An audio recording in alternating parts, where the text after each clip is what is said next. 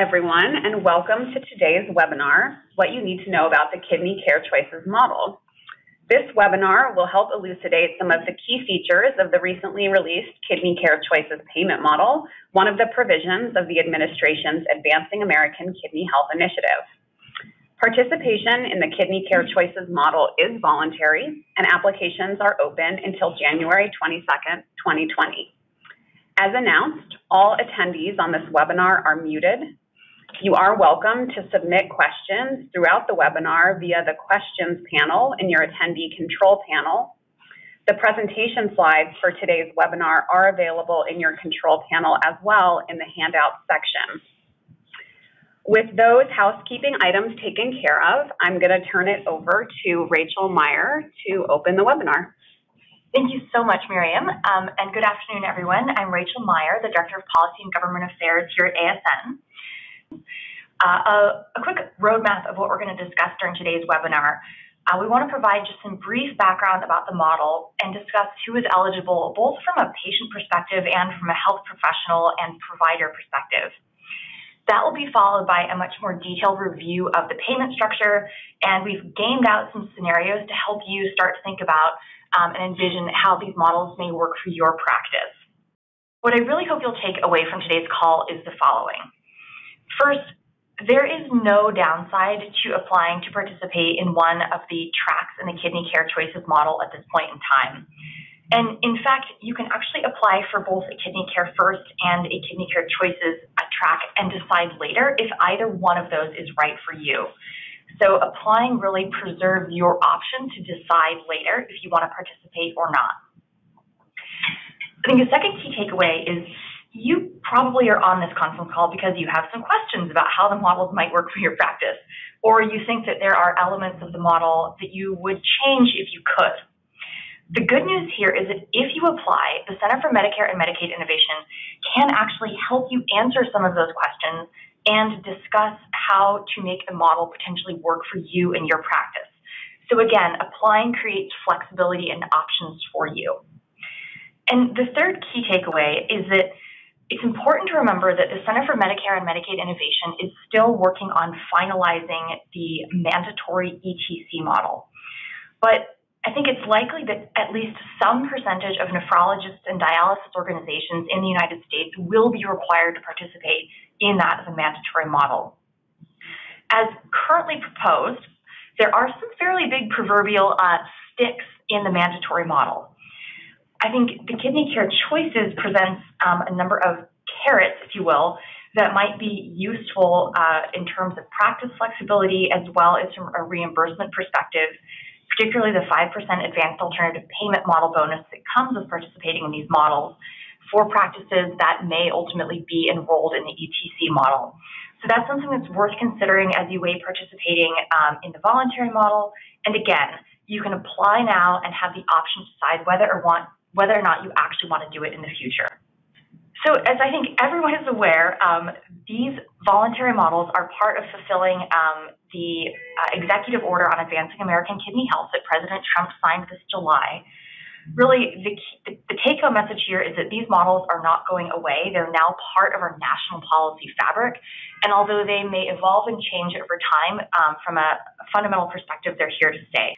And the last macro point that I want to emphasize before handing things back over to Miriam is that not only is this voluntary model a fulfillment of the presidential executive order, it's also an advanced alternative payment model. So in electing to participate in Kidney Care Choices, all participants are eligible for a 5% bonus and are exempted from the MIPS program. All right, back to you, Miriam. So broadly speaking, the goal of the Kidney Care Choices model is to shift some of Medicare's current spend on dialysis and ESRD-related hospitalizations, which, as you all will know, exceed $30 billion annually, toward rewarding management of CKD patients. As you will see throughout this presentation, Kidney Care Choices includes several design features that financially reward comprehensive management of CKD 4 and 5 patients, including optimal ESRD starts, reduced hospitalizations and total cost of care, kidney transplantation, including preemptive transplant, and maintaining the health of the patient post-transplant. Kidney Care Choices is one payment model, but it has 4 options. Today, we'll be focused on the first option here at the top of the table, Kidney Care First. Kidney Care First is targeted at nephrology practices and their nephrologists. And this option offers different types of payments to reward effective management of CKD 4 and 5 payments, and we'll get into much more detail of those later in this presentation. In addition to Kidney Care First, there are 3 other options known as the Comprehensive Kidney Care Contracting options. There are 3 options under that heading, the Graduated, Professional, and Global options. And in each of these 3 options, groups of providers, which must include at least a nephrologist and a transplant provider and can include other types of providers as well, take on different levels of risk for quality outcomes. Nephrologists can participate in any of these options, but Kidney Care First is for nephrology practices only. And a few key points to mention. One is that regardless of which option your practice would like to participate in, applications are due to CMMI on January 22nd, 2020. And your practice can apply for multiple of these options, but ultimately will have to select just one for participation. Before I get into the eligibility criteria, I did want to highlight a key point here, which Rachel has already mentioned, and I will now reiterate, which is that if your practice is interested in the model, but you are unsure of whether your practice meets the criteria for participation, go ahead and apply anyway, as we know that CMMI is interested in working with practices to find ways to make participation feasible. For the purposes of eligibility, a practice is defined as individual NPIs billing under a single taxpayer ID number, with 50% of the revenue in the past 6 months coming from nephrology services. So here are the eligibility criteria.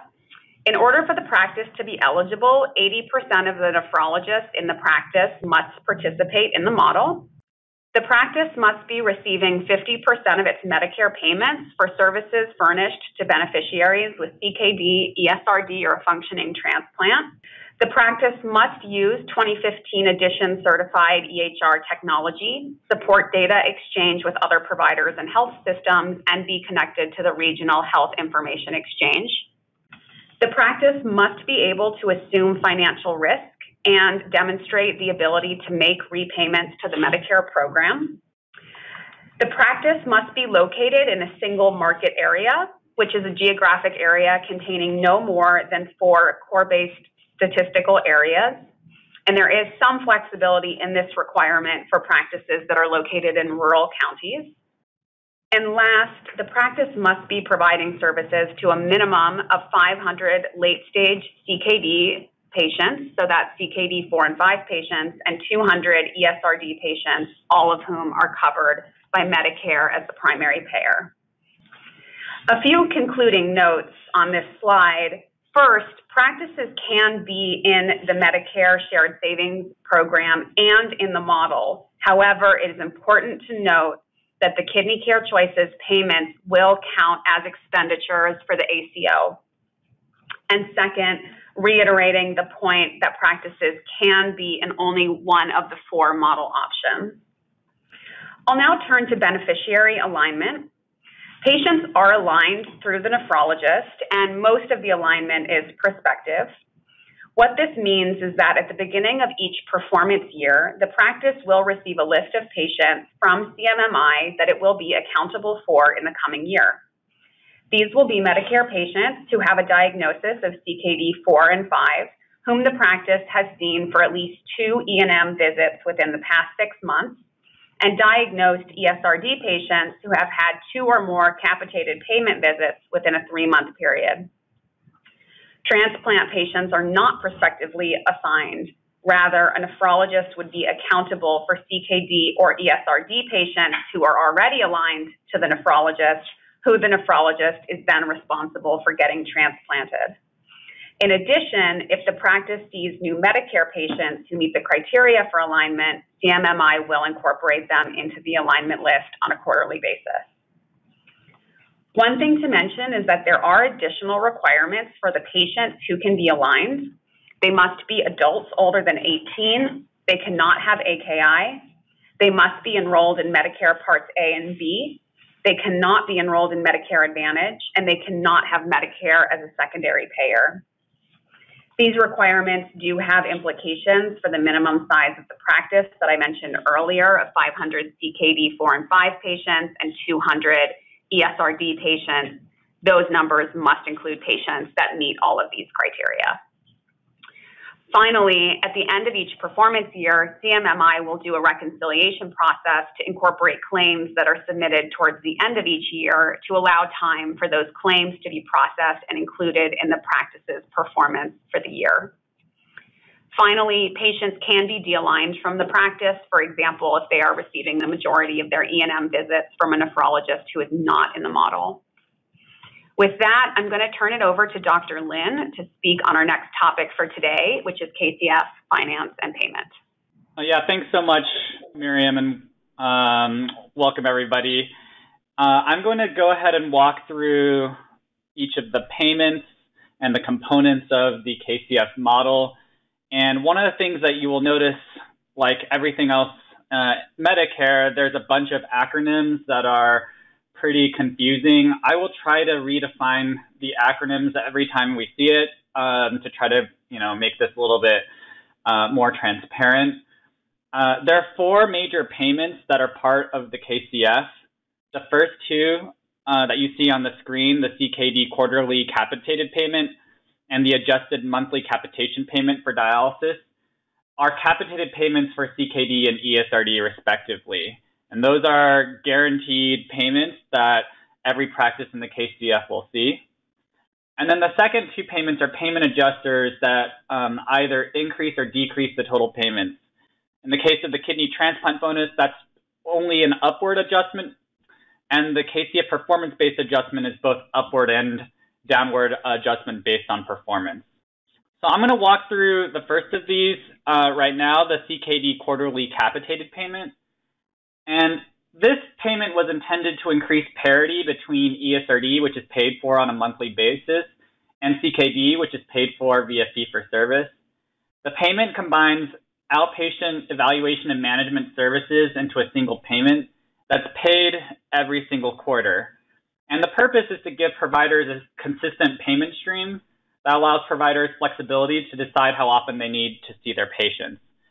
The value of the quarterly capitated payment is the same as the ESRD monthly capitated payment for seeing a patient 2 to 3 visits per month.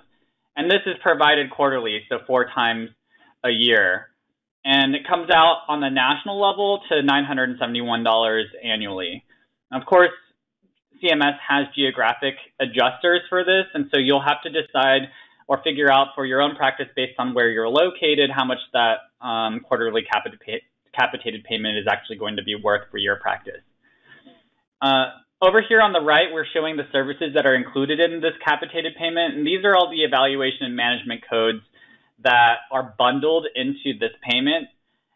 Practices are free to bill other services that are not included in the capitated payment, and those services will be paid normally through the fee-for-service system. So one notable billing code that you won't see here are inpatient visits.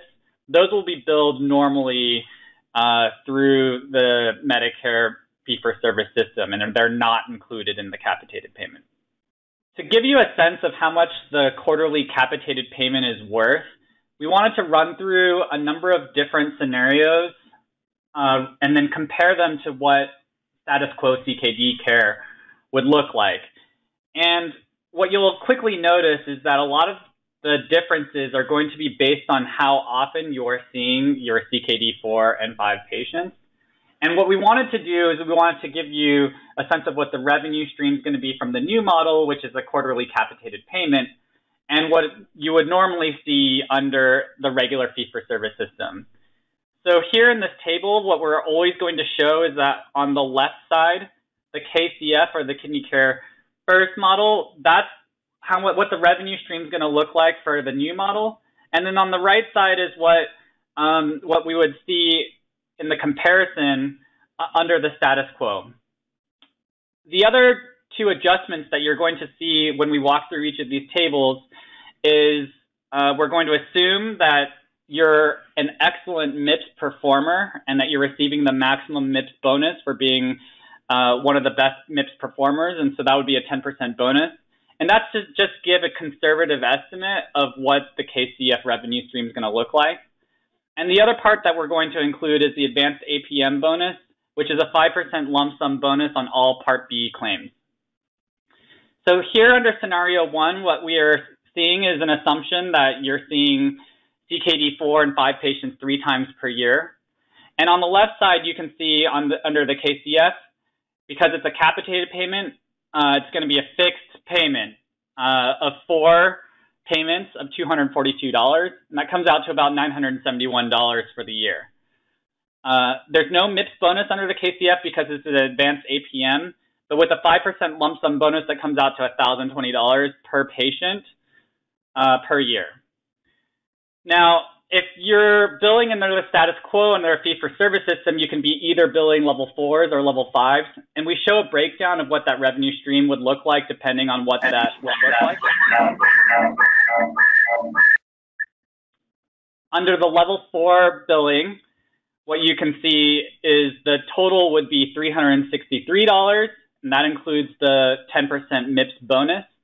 And so the revenue difference is the KCF, you're coming out ahead $650 per patient per year.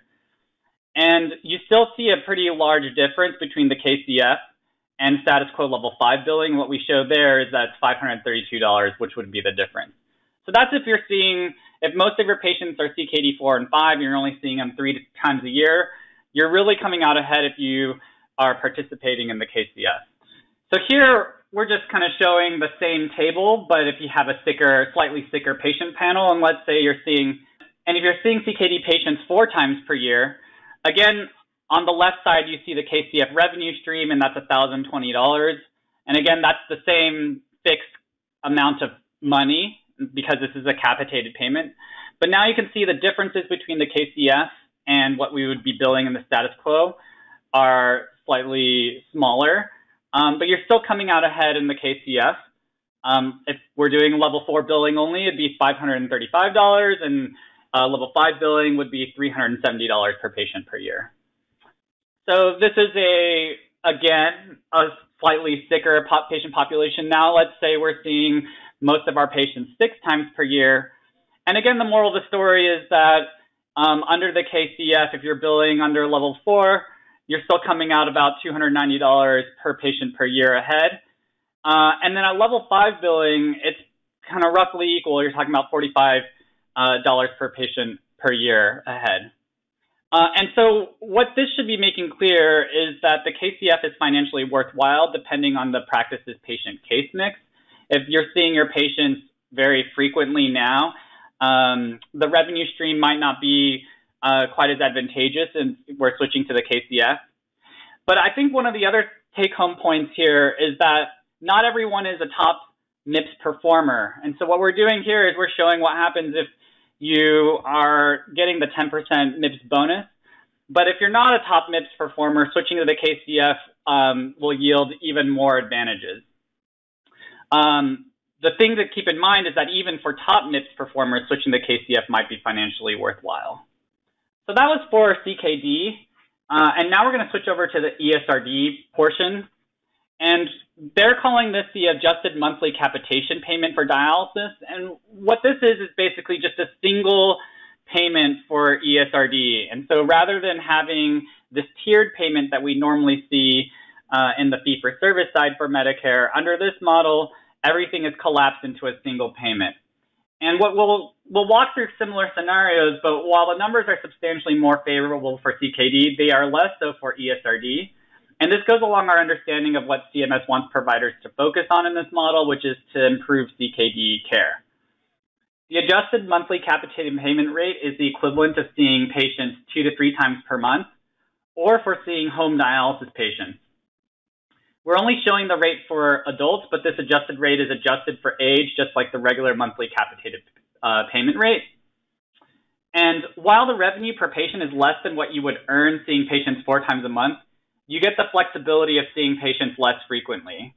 So for example, you might have the option of seeing your patients only one time per month if they don't need to be seen more frequently, but you'd still be getting paid at the rate of 2 to 3 visits per month. And that's one of the advantages of switching over to the KCF, is that you get that flexibility. So what is the adjusted monthly capitated payment worth? Again, we're going to show the KCF revenue stream on the left using the adjusted monthly capitated payment. And then we're showing a comparison in the middle for practices doing 2 to 3 visits per month for in-center dialysis or home dialysis. And we also show on the right the same thing, but if practices are mostly seeing in-center patients 4 times per month. And while we show that there are losses under both scenarios per patient per year, remember that we are assuming that you're a top MIPS performer. And if you're an average MIPS performer or an underperformer, at least if you're seeing patients 2 to 3 times per month, or you have a large home dialysis practice, the KCF will still come out ahead. One thing to keep in mind is if your practice is mostly in-center hemodialysis and you're seeing patients 4 times per month, the KCF comes out behind, and it's even more so if you're currently a top MIPS performer. So again, what we're trying to illustrate here is that it's very important to kind of take a look at what your current practice looks like, what your current patient breakdown looks like, and running these numbers for your own practice to get a sense of whether if it financially makes sense to switch over to the KCF.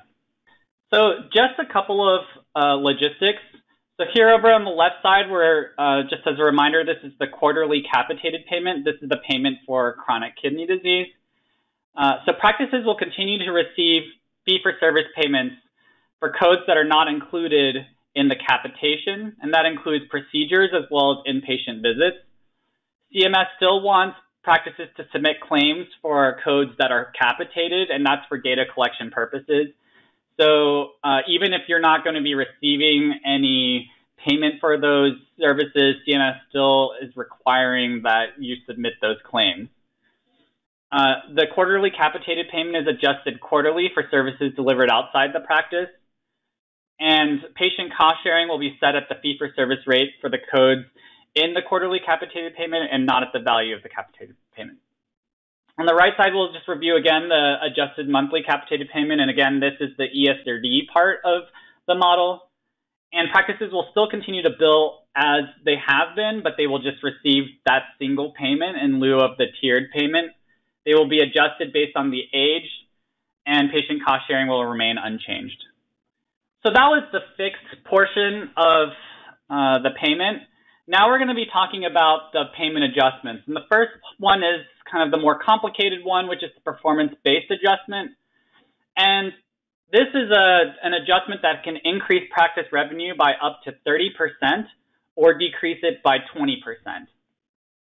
It's made up of 2 components, and we will walk through each of these components. The first is a relative performance component, and the second is a continuous improvement component.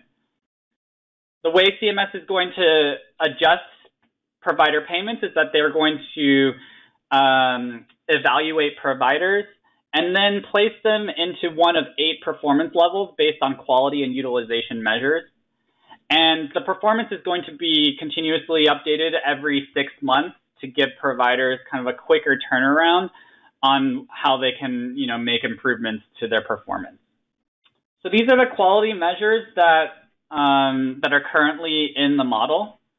The first is gains in patient activation scores at 12 months. And this is a 10 to 13 item questionnaire looking at what is the change or the improvement in patients' ability to understand their disease process, gain skills in disease management, and their confidence in self-management. And an excellent score would be a 6-point improvement. This is already an NQF adopted measure. The second is depression remission at 12 months or progress towards remission.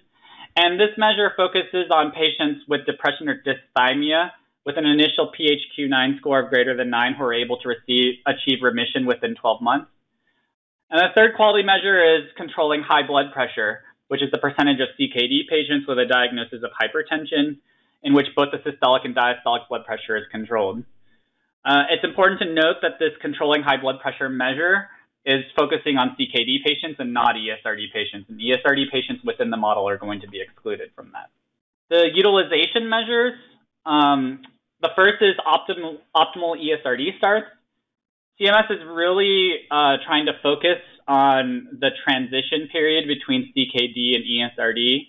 And what they want to encourage providers to do is to try to figure out ways to ensure that their incident ESRD patients do not start with a catheter in the hospital.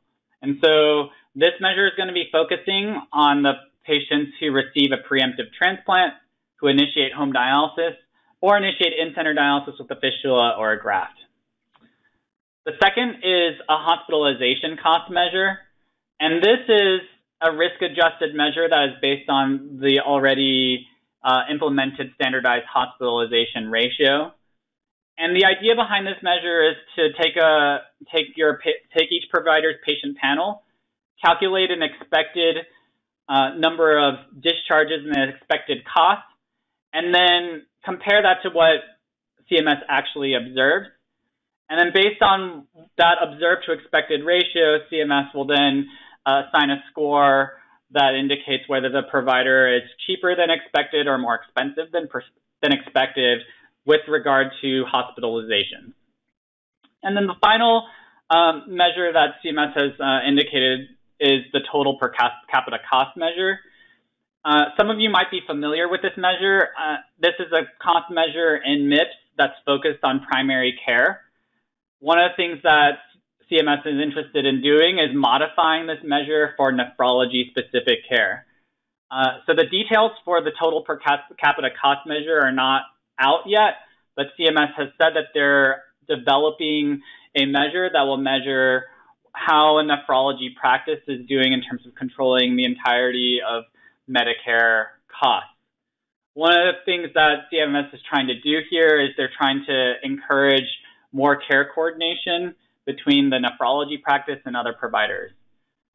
Notably, CMS has said that they want to exclude the cost of transplantation from this, as well as the cost of vascular access placements, and that's to try to encourage providers to encourage transplantation and earlier vascular access without penalizing providers for providing those services. So how is the performance-based adjustment calculated?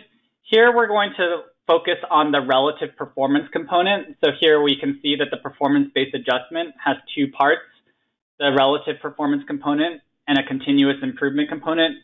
We're going to focus on the first part. And what we can see is that practices must first achieve a threshold performance on the quality measures.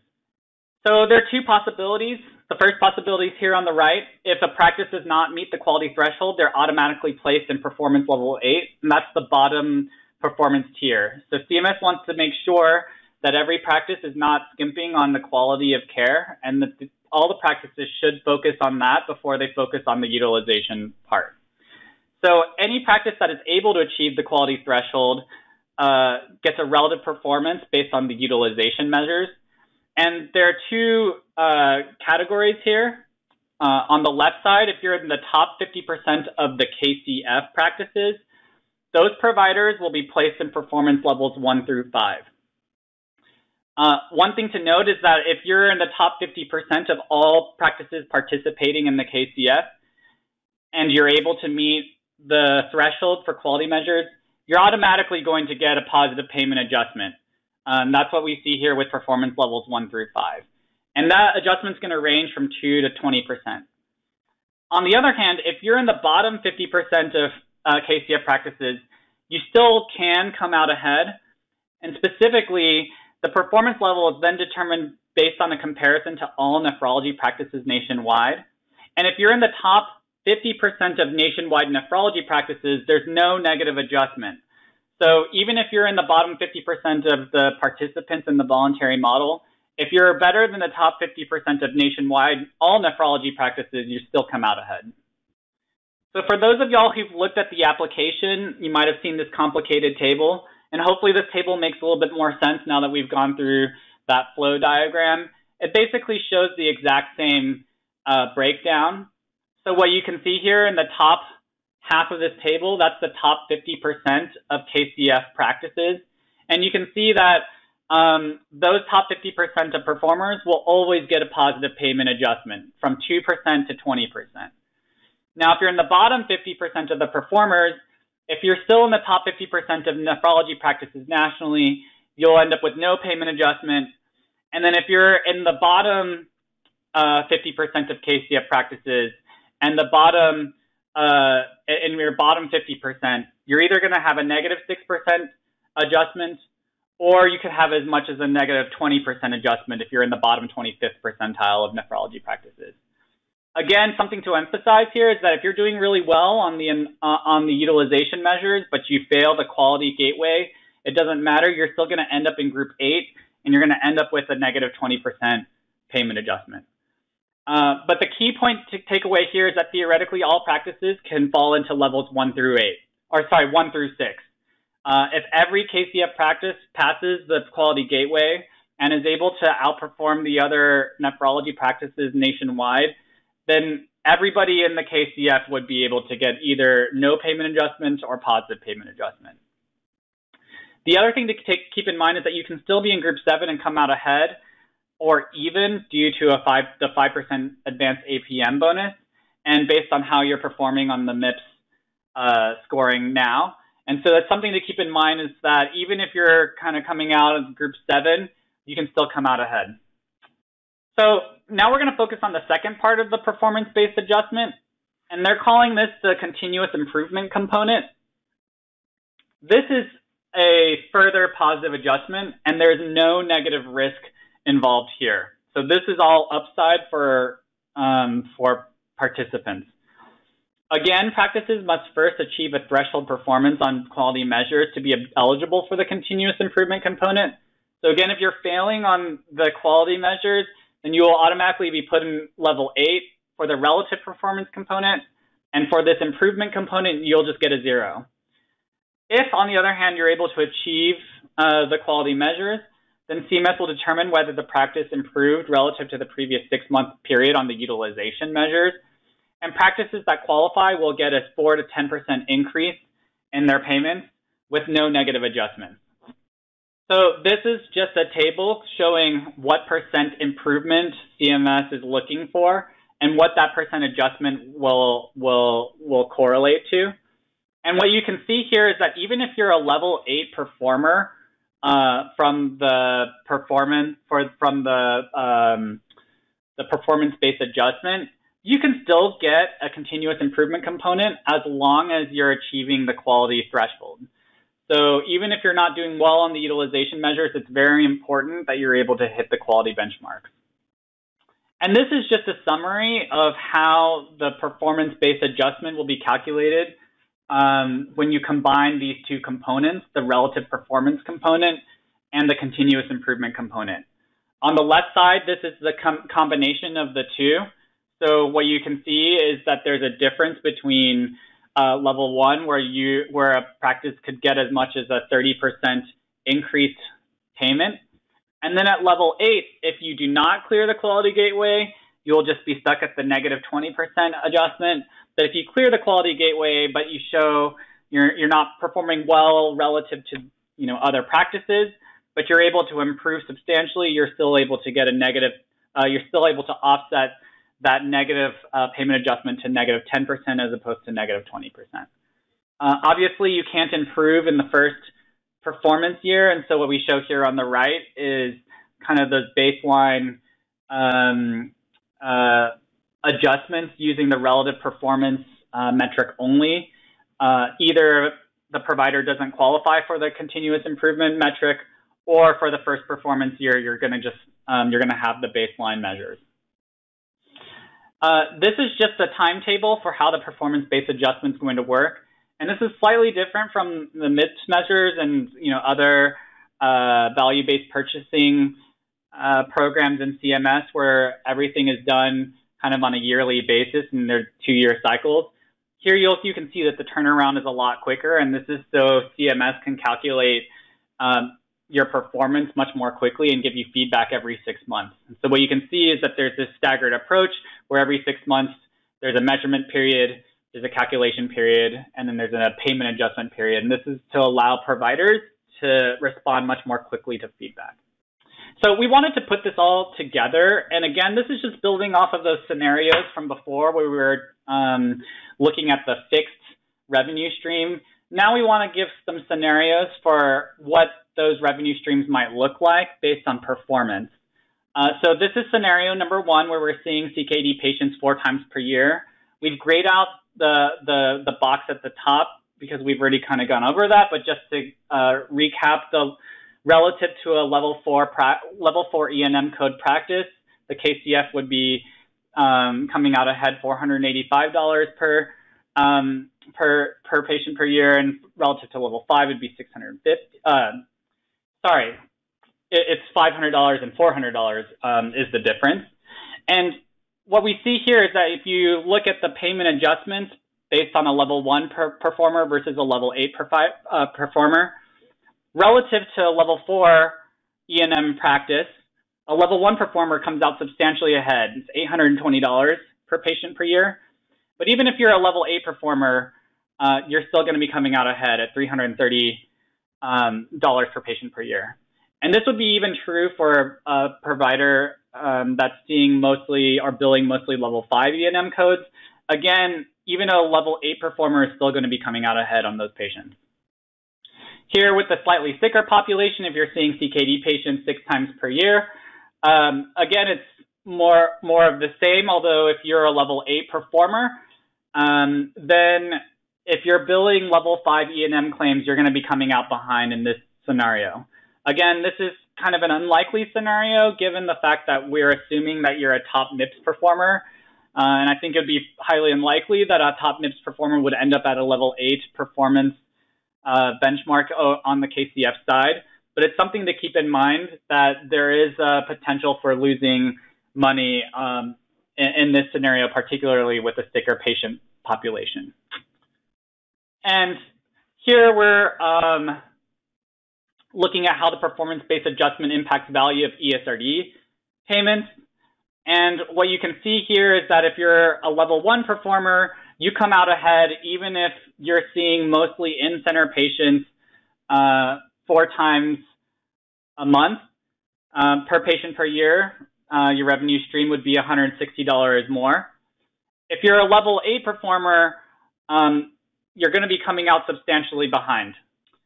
So this is just an example of how you might want to combine all of these calculations to get a sense of what the range of possibilities are.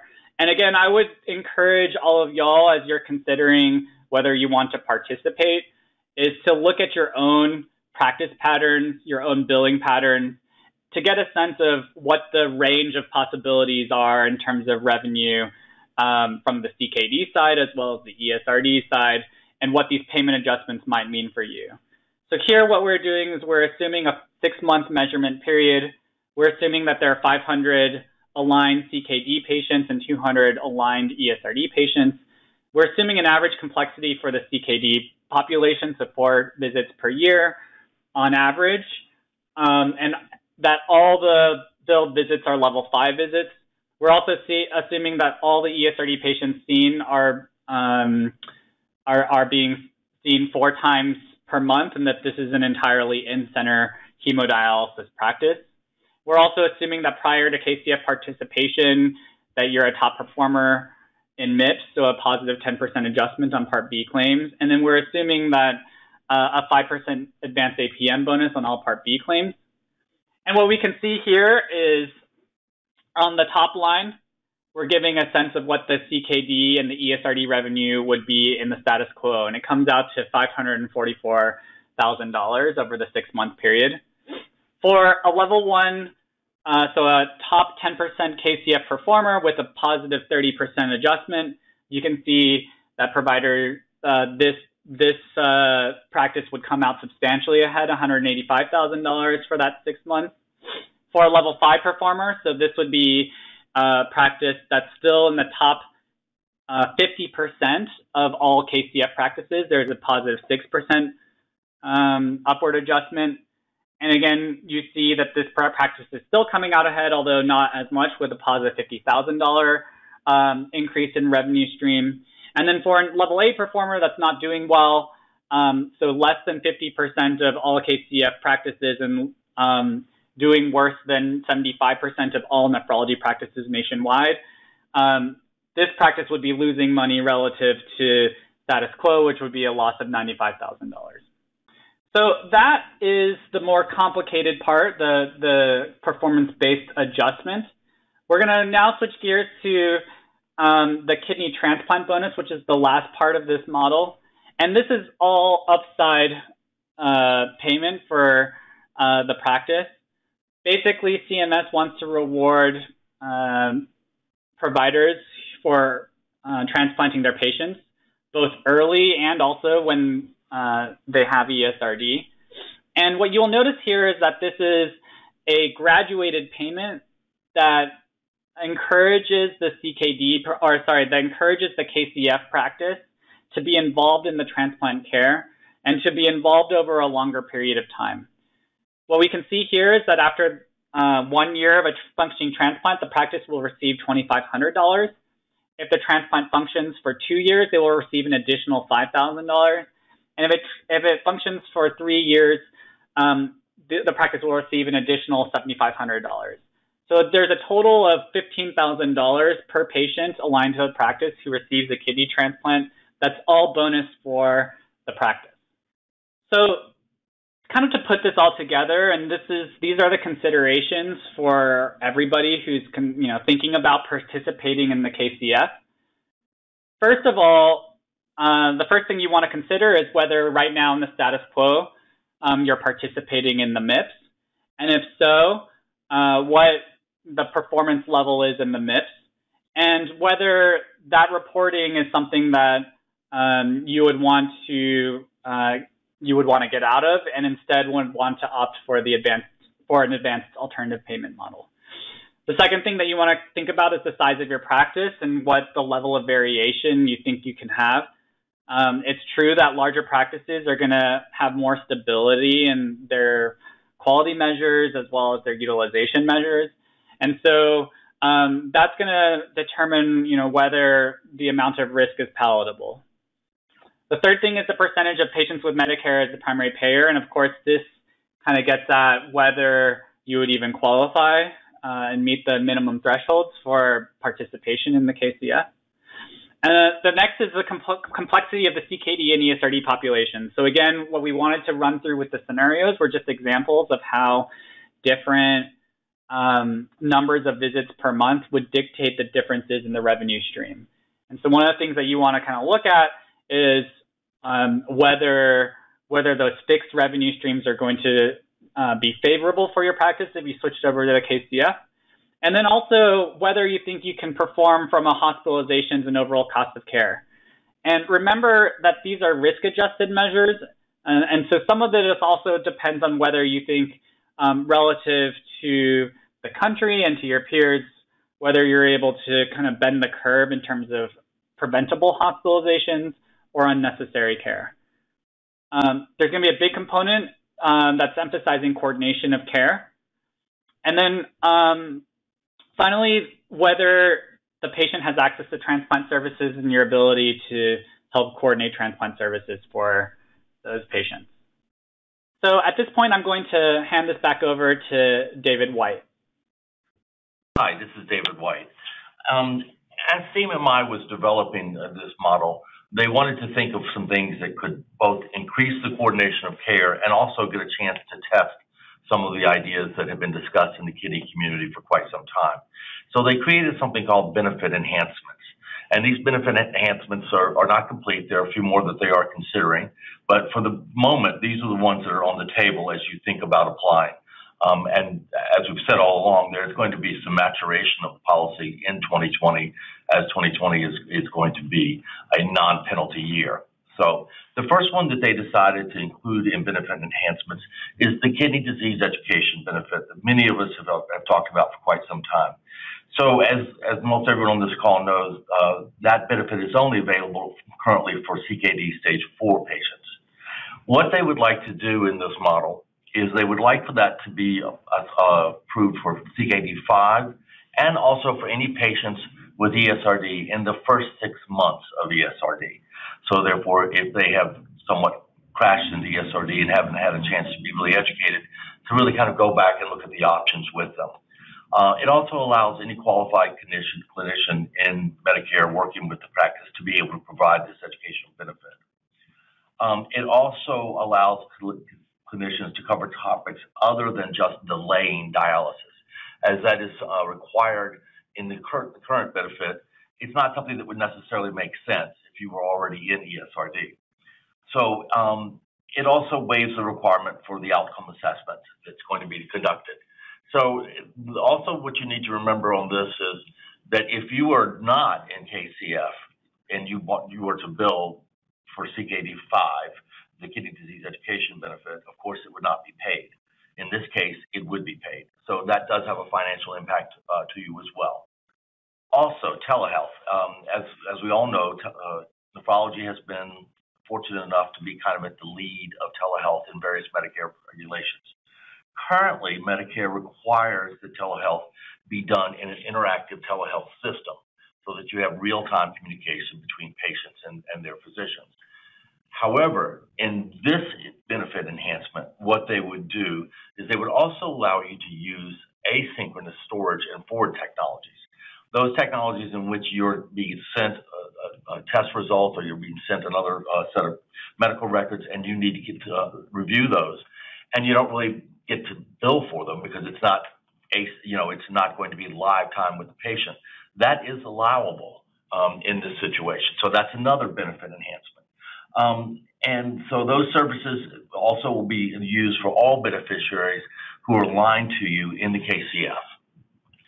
Another very, very, very, I think, an enhanced benefit here is the post-discharge home visits one. As you can see on this slide, there is a current discharge status where visits are provided by only under direct supervision of a physician, and other qualified clinicians are not able to provide that. In this situation, again, they are testing out what will happen if they allow this to be done by other than the physician exactly, and to provide for up for 9 post-discharge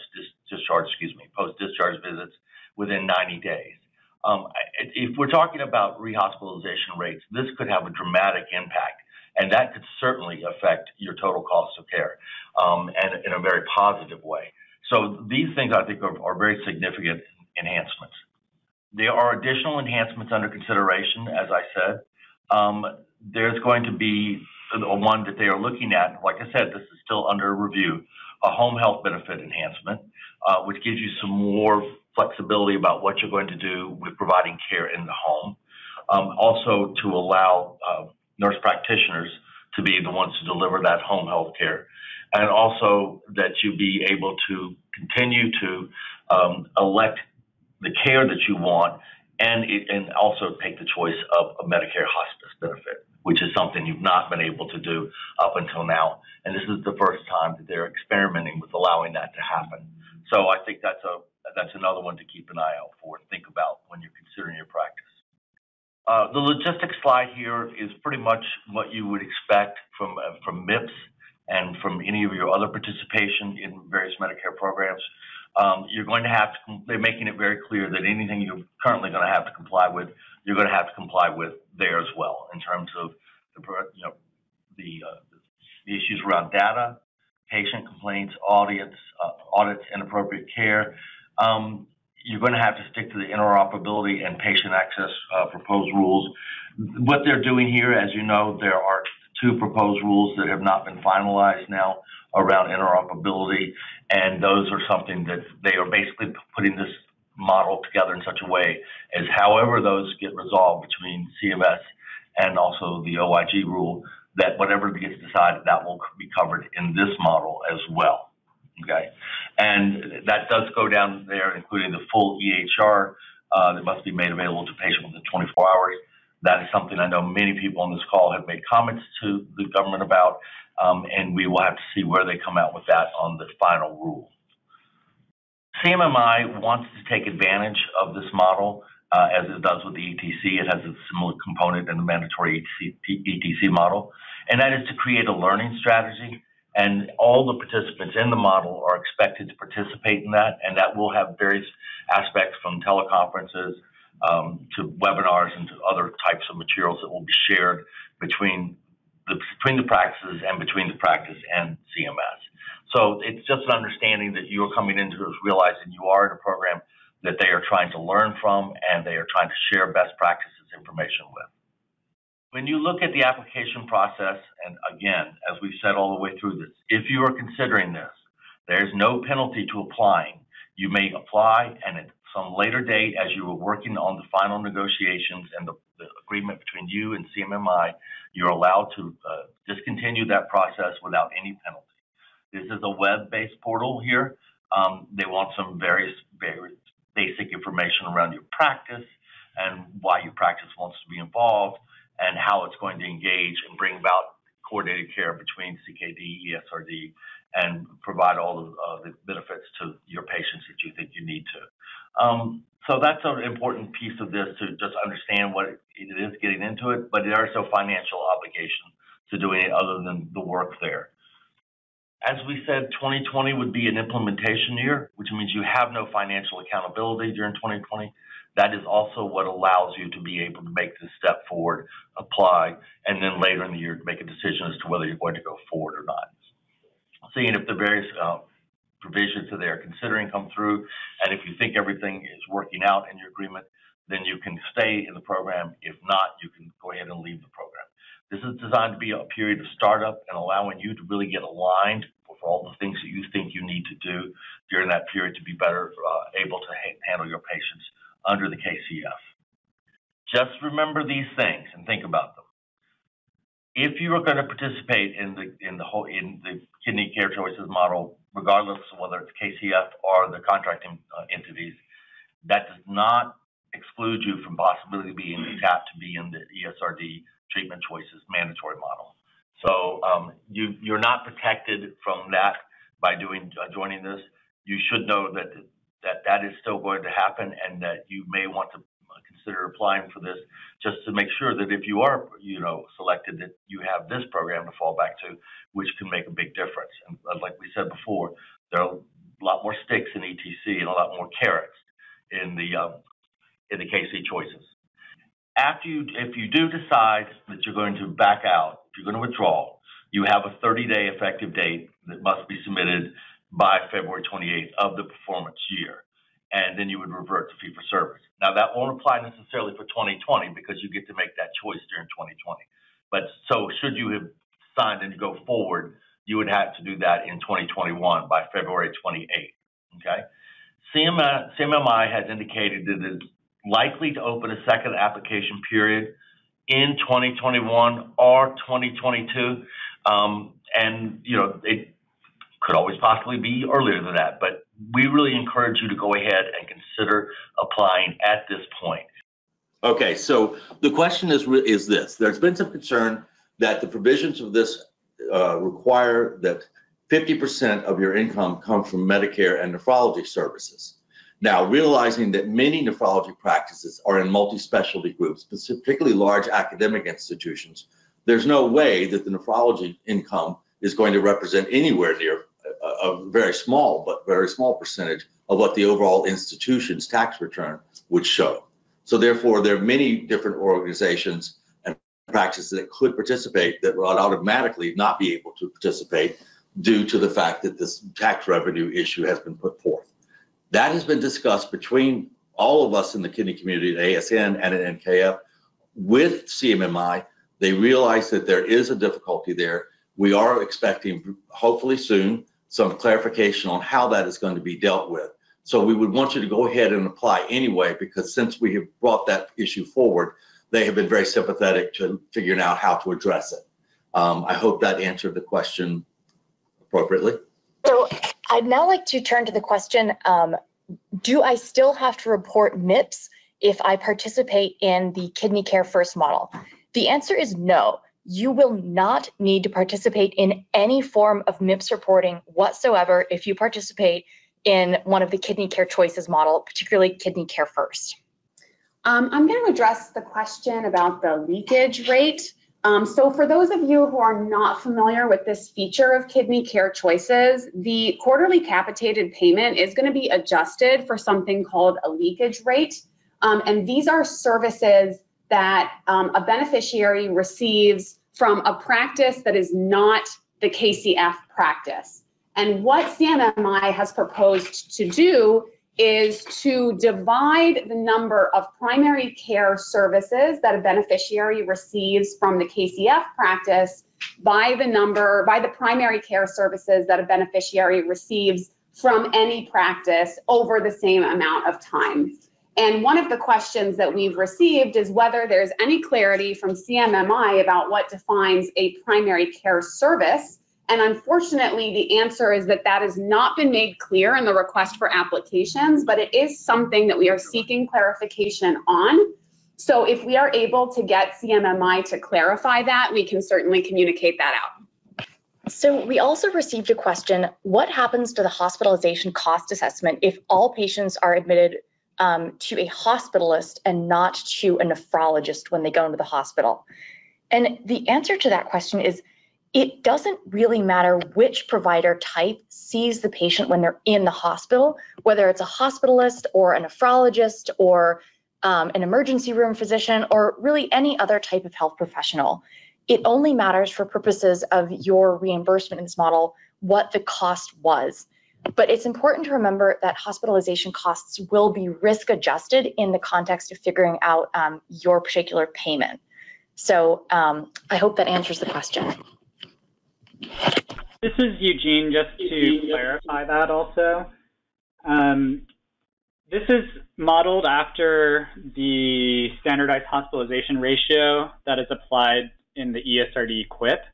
And the dialysis facilities, again, they don't have any real control over what's getting billed in the hospitalization. And so the real way to bend the curve here is to try to prevent the hospitalization from occurring in the first place. And I think that's what CMS wants the providers to be focusing on. So I wanted to just quickly address two questions that we've received about the kidney disease education benefit enhancement. One is whether RNs would be eligible to provide that benefit enhancement. And second is whether the kidney disease education will be billed separately from the payments in the model. And the answer to both questions is yes. This would be an expansion of kidney disease education benefit to allow any qualified provider to provide it. And also, yes, the kidney disease education benefit would be billed separately from the quarterly capitated payment.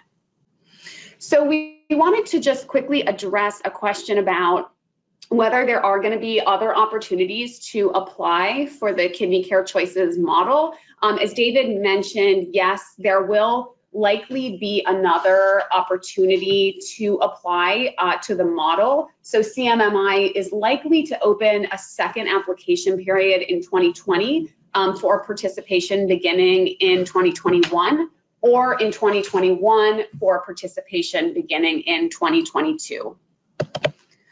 Eugene, we had a question about what is the quality threshold for the PBA going to be based on? Would you mind fielding that question? Sure. I don't believe, and maybe y'all can also clarify this too, I don't believe that that threshold has been defined yet. Obviously, before the model goes live, CMS will have to publicize that, but it will likely be similar to thresholds that you currently see in, let's say, the ESCO models. But I don't think there's an official line yet. We are a small nephrology practice with 3 physicians and 150 to 200 stage 4 and 5 patients. So would we qualify to participate? The answer to that is yes, there's a way in which that can be done. And you could look at who you might want to pair with and kind of aggregate yourself into a group to go to CMMI with a joint application. You also can apply to CMMI and ask for their help in identifying a practice that might be aggregated with you. I would imagine most people would prefer to select that group in advance themselves, but you could still make that application. And at the end of the day, all that is going to happen is that either you're going to improve their understanding of what the landscape looks like is really what's going to help in accomplish this. They are trying to really kind of adjust nephrology and kidney care for the future. So the more we can help them learn in this process, the better off for everybody. Because I do think there were some things about in any model that need a little bit of refining from those people who are actually performing at that level at that time. So you shouldn't just say that's an automatic no. You should investigate as whether there's a group for you to go with, and then if not, if you want to go ahead and apply to CMMI and then see if they can help you. Their response to that is apply to us, and we will be able to talk to you and see what we can do. So that's what I would offer you to consider. Building off of David's feedback on that last question, we also received a question, giving the preceding discussion, what do the presenters believe about the feasibility of participation of small practices in general, such as less than 4 practitioners or 4 to 8 practitioners? The questioner says it seems that large groups with uniform patterns have an advantage. I think the answer that we would give there is, and I'm sure you're going to be surprised to hear me say this, we would encourage you to apply to CMMI and have this conversation with them if you are a small practice. As David just articulated, there is an option for your practice to partner with another practice or practices in order to meet the thresholds, and potentially together your patient mix could or maybe could not be, you would want to take a look at it, be amenable to this model working out very well for you and for your patients. So I think it's probably a little bit premature to say that the model would necessarily work better or worse for practices of any size, but that would be a conversation that you'd want to definitely have with the CMMI team. This is Eugene. Also, just to piggyback off of that comment, just two additional points. So the first is that that CMMI will be providing all practices that apply data in terms of what their theoretic patient alignment would look like, and also give you more data in terms of kind of billing practices and that sort of thing. And so you would get a lot more granular data in terms of helping you make a decision, final decision about whether you'd want to stick with the model. And there's no penalty to applying. And then the second is that the ESRD treatment choices model is a mandatory model where, I guess roughly half of practices will get randomized. And so these medium-sized practices that wouldn't be exempt from the ESRD treatment choices model might be advantageous to participate in a voluntary model to the extent that the resources that you're putting in to, try to improve performance on that end could also be translated into improved performance in one of these voluntary models. And so that might be one of the ways to offset that type of risk that you'd be, seeing as a smaller provider.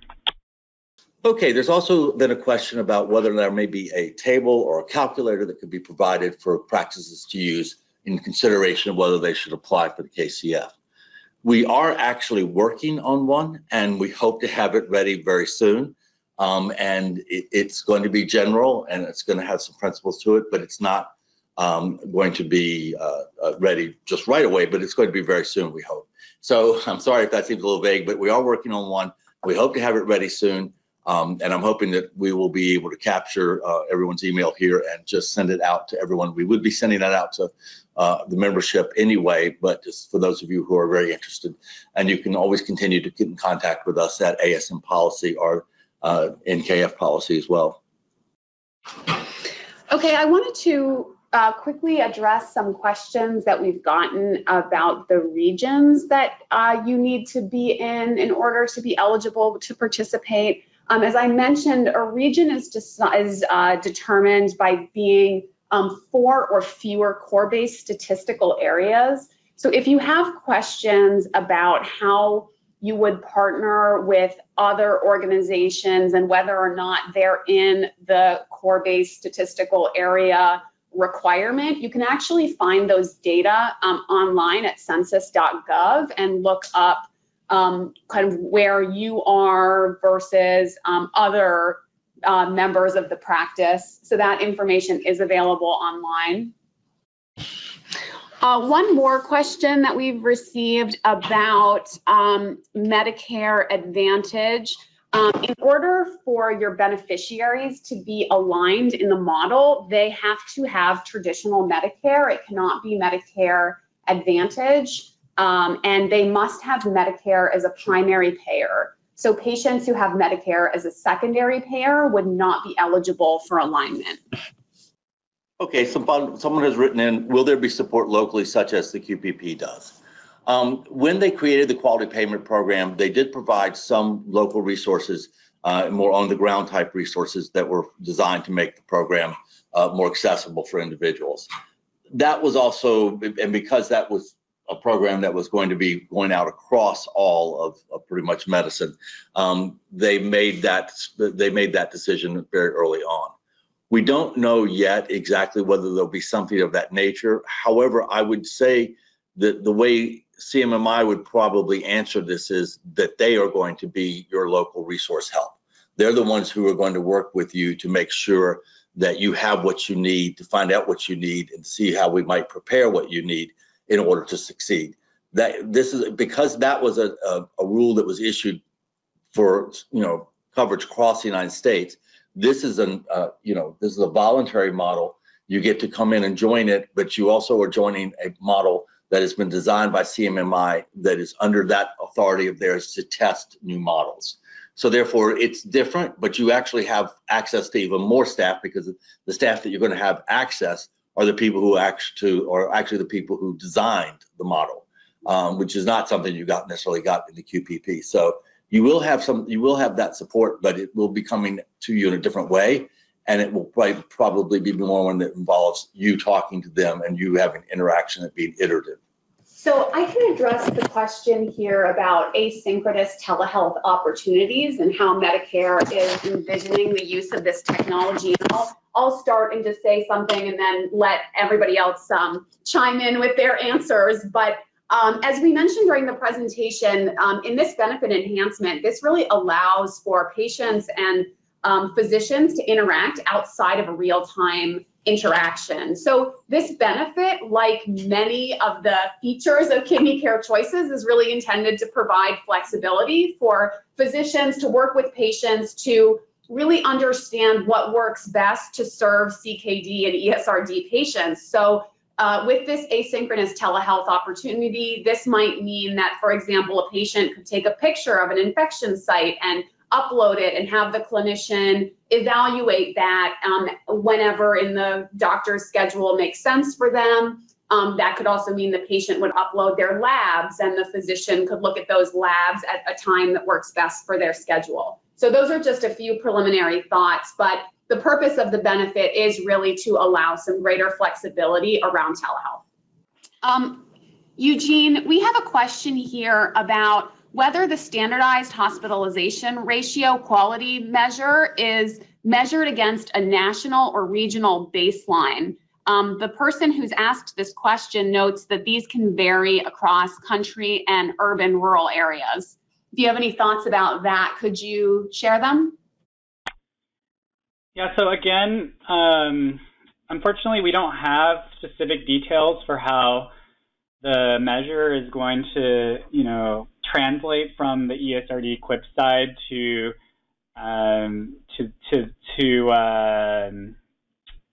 this model.